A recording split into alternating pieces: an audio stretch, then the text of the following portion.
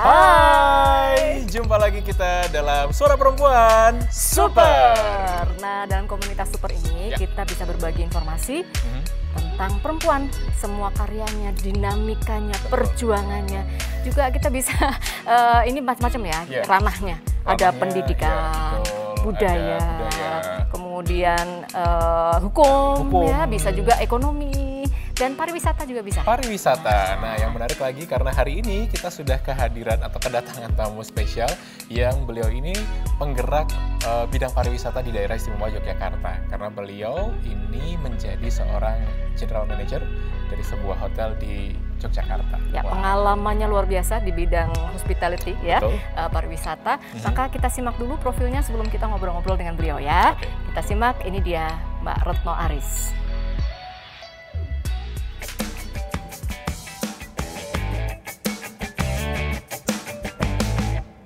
Reaching out to touch you, I can feel so much since I found you.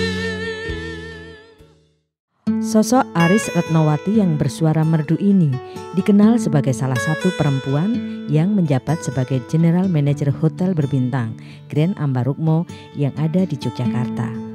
Jabatan yang sangat penting karena ia harus bertanggung jawab atas perkembangan hotel yang ia pimpin.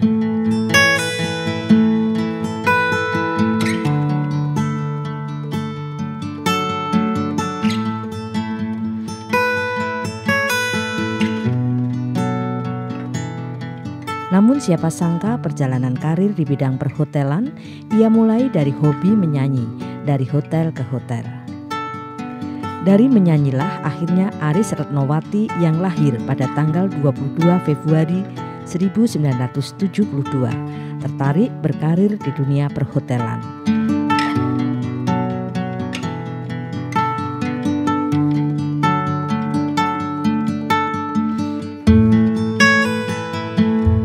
Karirnya di dunia perhotelan terus menanjak dan berhasil meraih posisi sebagai General Manager di beberapa hotel berbintang, salah satunya di Grand Ambarukmo Yogyakarta.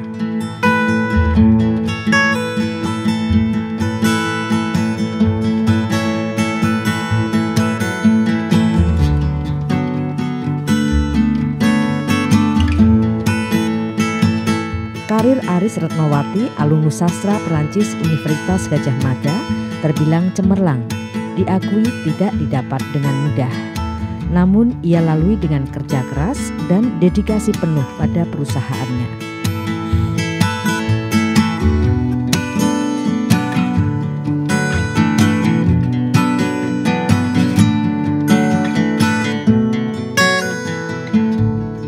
Berbekal semangat dan usaha yang gigih, perempuan yang juga penyuka olahraga sepeda tersebut sampai saat ini menduduki posisi puncak di Grand Ambarukmo Yogyakarta. Sebagai seorang yang mempunyai kedudukan tinggi dalam perusahaannya, Aris Retnowati juga menyadari perlunya dukungan dari orang yang ada di sekitarnya, termasuk suami dan 2 orang anaknya, serta rekan kerja.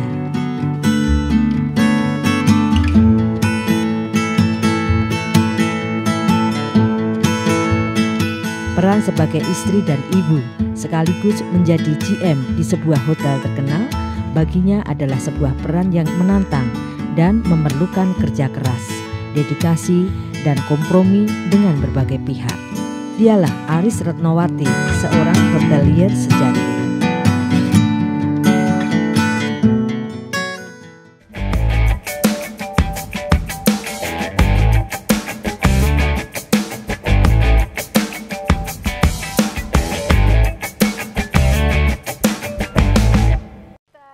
Ngobrol-ngobrol, Mbak Retno, terima kasih banyak ya bisa hadir setelah gowes. Ini habis gowes? Iya, pagi biasanya saya memang bike to work ya, jadi memang kalau kerja naik sepeda. Wah. Kelihatan kan udah hitam. Tapi sehat ya, kulitnya kulit sehat ya kan. Jadi ada hal-hal yang tadi mungkin kulit jadi lebih Iya, apa ya, lebih lebih berwarna. lebih gelap ya istilahnya. Ya, tapi juga ada sisi-sisi tadi sehatnya dapat, pasti. terus apalagi yang didapat dari sepedaan. Ya turun berat badan pasti. Kalau wanita kan Konon kabarnya sudah turun berapa kilo Mbak Retno? 6 Oh, 6 kilo? Dalam berapa Lumayan. bulan ini? Ya itu naik turun ya, turun, tapi rata-rata 6 kilo. Hanya dalam tapi hitungan bulan. Iya, Dan itu bulan. betul-betul sangat membantu ya. Dari kesehatan, dari tadi penurunan berat badan, Iya. masih ada lagi hal-hal yang kita, Kita ketemu lebih teman-teman refreshing baru. ya, lebih Ya, refresh betul. gitu, kita bisa lebih jernih lagi. Oke, baiklah. Tidak hanya sehat di tubuhnya, tapi sehat visualnya juga Iya, ya. Betul ya. Nah, Mbak Retno, ini saya tadi ngobrol-ngobrol sama Denta ya. Saya cerita, Mbak Retno ini perjalanan karirnya kan luar biasa ya. Istilahnya dari nol gitu ya, di Betul. bidang hospitality. Iya. Memang dari dulu itu sebenarnya pengen masuk ke dunia pariwisata, atau karena berjalannya waktu kok tertarik di tengah jalan gitu? Iya, sebenarnya ini kalau pariwisata itu kan memang saya gelutin sejak saya di perhotelan. Tapi memang kalau kuliahnya sih bukan di kuliah di perhotelan Oh, di mana gitu. ini? Jadi saya tuh kebetulan adik kelasnya Mbak Dinda di Adik kelas. UGM di Di sastra sastra Prancis, Prancis. ya sastra Prancis. Cuman waktu kuliah itu saya juga suka menyanyi di beberapa hotel dan juga beberapa restoran ataupun event-event. Jadi waktu itu kok ngeliat orang hotel tuh kok kayaknya keren gitu ya, jas-jasan gitu kan. Terus akhirnya ada satu kesempatan di mana satu hotel itu membutuhkan orang-orang yang bisa berbahasa Prancis gitu. Jadi saya terjunlah di hotel itu. Dengan basic saya di bahasa Prancis, saya menggeluti perhotelan memang dari nol. Jadi benar-benar saya belajar sambil bekerja itu waktu itu, karena saya nol sama sekali untuk pengetahuan di hospitality. Tapi dengan berjalannya waktu akhirnya ya beginilah jadinya. Ada shock culture nggak dulu Mbak Retno ketika dulu kan misalnya bingar-bingar, maksudnya bukan bingar-bingar ya, menyanyi dan sebagainya gitu, tiba-tiba harus masuk di dalam sebuah ekosistem yang Iya, wow. pasti. Tapi kan waktu itu kalau saya boleh cerita, memang saya di dunia entertainment lebih dulu ya. Kemudian suami saya juga di entertainment. Tapi pada saat kita menikah, akhirnya kita harus memilih siapa yang akan stay di entertainment terus, tapi yang akan istilahnya bekerja sesuai dengan bidang yang dia benar-benar bisa istilahnya punya gaji yang Bisa bulanan dijagake gitu, gitu ya. gitu kan. Akhirnya saya terjun di dunia perhotelan. Awalnya shock sekali karena sekali nyanyi itu sama dengan gaji saya sebulan. Tapi benar itu terjadi karena saya memulai dari bawah ya, memulai dari bawah. Tapi at the end kita merasa bahwa itu ternyata bisa memenuhi passion saya juga. Ternyata di perhotelan saya juga bisa mengenal banyak orang sama kayak di entertainment, dan ilmu saya di entertainment bisa saya juga pakai di situ. Gitu ya. Bahkan Bahkan apa, maaf? Ya bahkan lebih mungkin saya lebih dari teman-teman saya yang lain karena saya sudah terbiasa mengentertain orang, lebih terbiasa berkomunikasi dengan banyak orang. Akhirnya ya karir saya terus. Baik, masih banyak yang akan kita obrolin dengan Mbak Retno Aris ya. Ini tadi tentang keluarga dukungan yang luar biasa tentang perempuan dan pariwisata, tapi kita jeda sebentar ya. Pemirsa jangan kemana-mana, kita ikuti setelah jeda berikut ini.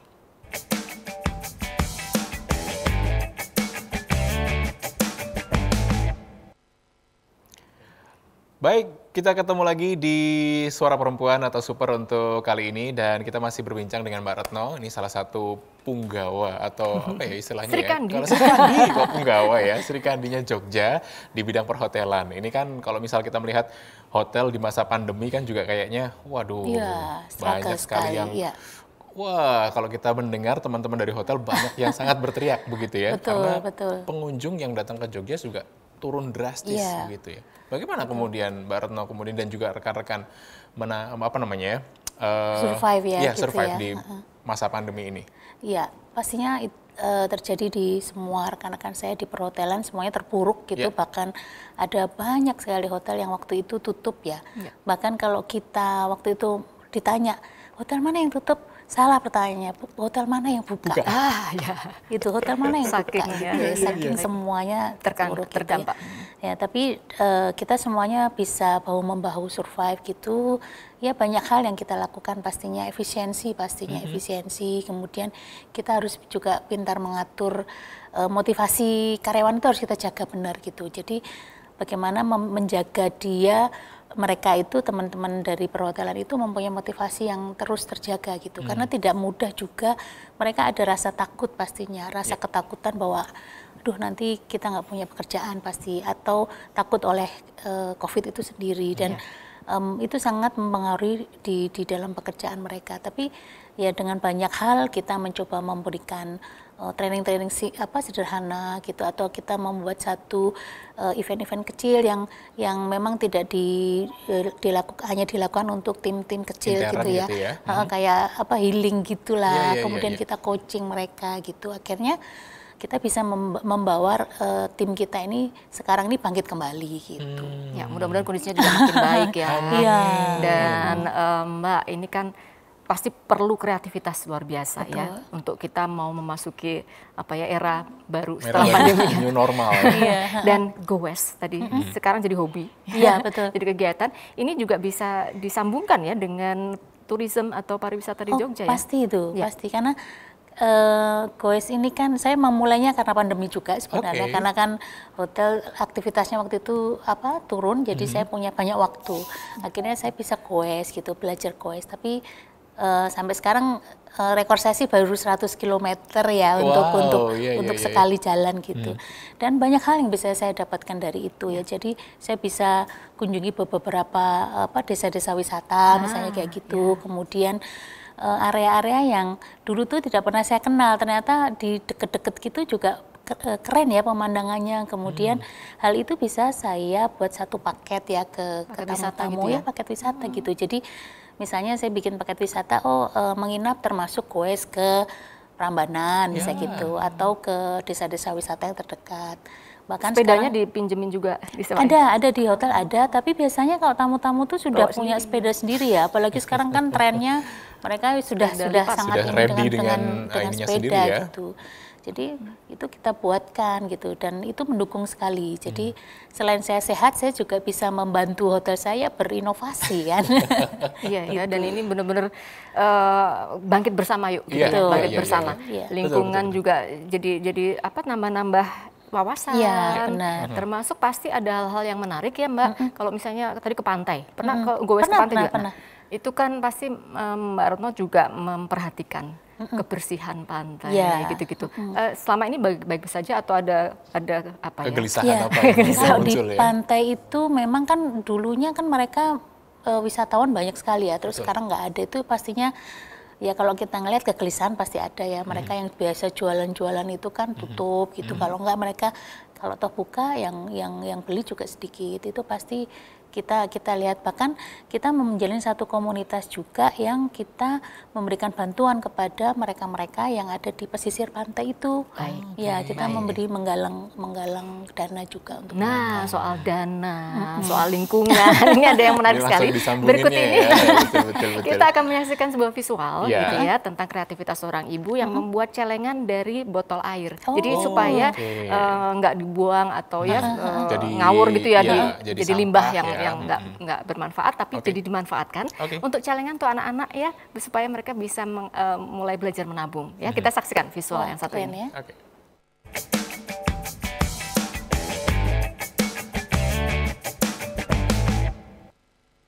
Baik, kembali lagi kita di Suara Perempuan Super. Untuk kali ini kita masih bersama dengan Mbak Retno. Nah, ini tentang dukungan keluarga nih Mbak Retno.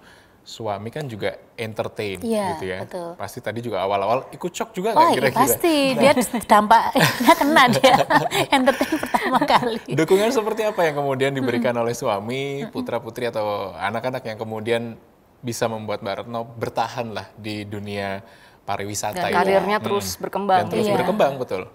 pastinya itu utama juga ya, dukungan keluarga, karena tanpa dukungan keluarga saya juga tidak bisa seperti ini.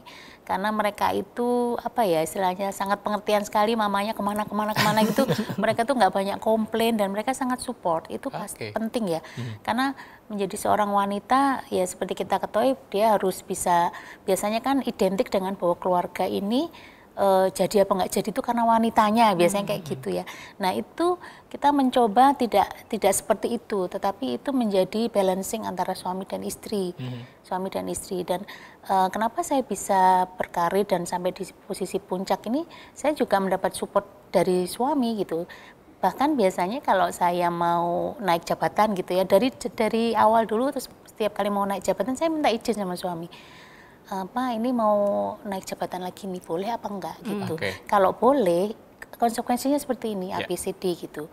Tapi kalau nggak boleh ya sudahlah, saya terima dengan kondisi seperti ini gitu kan.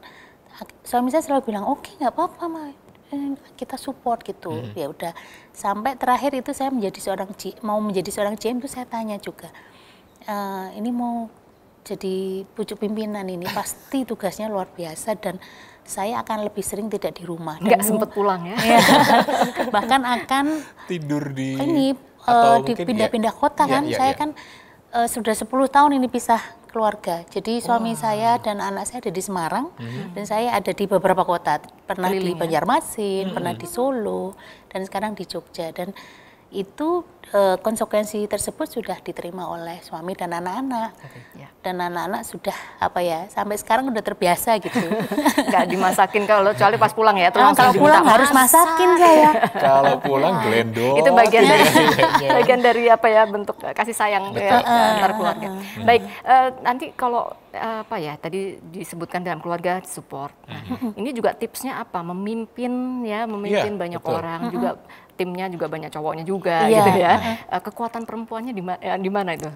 Sebenarnya kalau saya biasa memberikan satu masukan kepada para leader-leader perempuan, yang paling saya sampaikan bahwa perempuan itu punya satu kelebihan, dia mungkin lebih sabar, lebih sabar.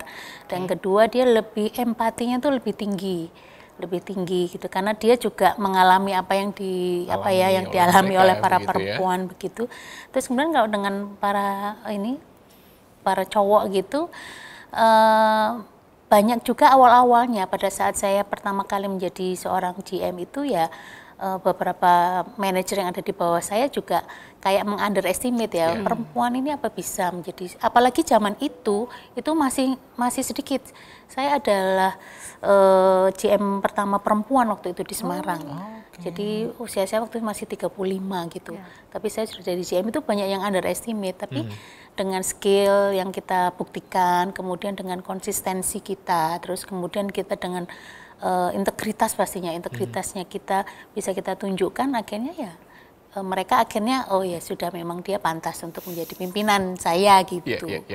Harus ada pembuktian lah ya. Pasti harus ada pembuktian. Baik, jadi luar biasa ya. Tadi perempuan harus dan memang punya kekuatan itu, punya keunikannya, sabarnya. Tinta harus sabar ya kalau mau terus apa lagi? Maksudnya gimana lebih nih? teliti, Sabar untuk laki-lakinya begitu ya? Sabar untuk laki-laki. Lebih cerewet tapi. Nah, mungkin itu juga menarik ya. Keceriwisan atau bentuk komunikasi seperti apa sebetulnya yang bisa dikembangkan ini? Kalau perempuan itu kan lebih cerewet, artinya lebih kadang-kadang ya lebih detail juga gitu jadinya. Jadi cerewet dalam yang positif ya. Dan apa-apa kan diurusin kalau perempuan tuh kadang-kadang ya. Itu juga satu nilai plus buat seorang pimpinan gitu. Jadi saya tidak hanya menganggap karyawan saya sekedar karyawan aja gitu. Kadang-kadang saya ngelihat kok kamu hari ini kucel sih, rambutmu aja sampai kayak gitu. Ada apa gitu. Ada apa gitu kan. Oh enggak Bu, misalnya kayak gitu kan. Terus yang benar gitu. Akhirnya dia curhat gitu loh. Oh gini. Jadi kayak hal-hal yang mungkin tidak didapatkan oleh pimpinan laki-laki itu ada di pimpinan perempuan, karena kita yaitu tadi hal-hal yang kecil tuh kita, kalau yang laki-laki entah dia wajahnya seperti apa kadang-kadang nggak peduli kan, yang penting di laporan aman, laporan keuangan aman semuanya. Benar gitu ya? Iya mungkin ya. Karena mungkin sifat perempuan dan keibuan gitu ya, itu muncul untuk kemudian secara tidak langsung naluriahnya itu yang kemudian menyentuh para teman-teman begitu ya. Jadi bisa dan curhat. di Jogja ini banyak sekali GM-GM perempuan. Nah, Fenomena GM perempuan di Jogja ini kan sekarang sudah banyak, mulai banyak ya. ya. Saya Betul ya? termasuk yang mengumpulkan teman-teman GM yang perempuan. Saya kontak satu persatu, akhirnya saya buat satu wadah. Satu wadah GM perempuan itu ada 27 di Jogja. Oh, banyak ya. Ya, antara 25-27 naik turun, kadang-kadang ada yang pindah, kadang-kadang yang masuk lagi di Jogja gitu. Ya, mudah-mudahan ini bisa memberi inspirasi buat yang lain, betul, pasti. ya, bahwa perempuan ini bisa berkarya di banyak bidang dan terutama di bidang pariwisata juga.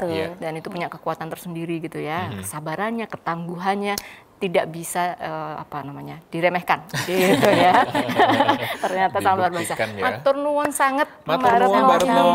meluangkan Waduh. waktu dan monggo-monggo ini kalau sekali. segera harus tindak ya. Jadi kita mengucapkan terima kasih sudah bersedia untuk mampir di Komunitas Super. Terima kasih banyak, tetap sehat ya. Ya, Dan sehat-sehat tetap juga. makin Tetap hebat. menjadi perempuan-perempuan yang luar biasa. Tangguh ya. Ya, tangguh ya.